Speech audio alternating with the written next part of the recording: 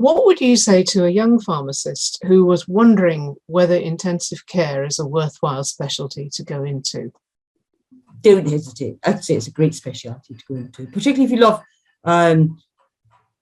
it's not so much science, because all areas of pharmacy are science driven. I think the thing that we do in ICU, which I love, is, as well as using our evidence, we take the drugs back to the first principles a lot, so we have to understand the drug properties, its pharmacokinetic properties, and how it deals within that patient. And we do that on a daily basis. So if you're passionate about keeping that side of your pharmacokinetic brain alive, it's a speciality for you. And actually, we're a real multidisciplinary team. We work very well together, and I think it's a huge area for pharmacists.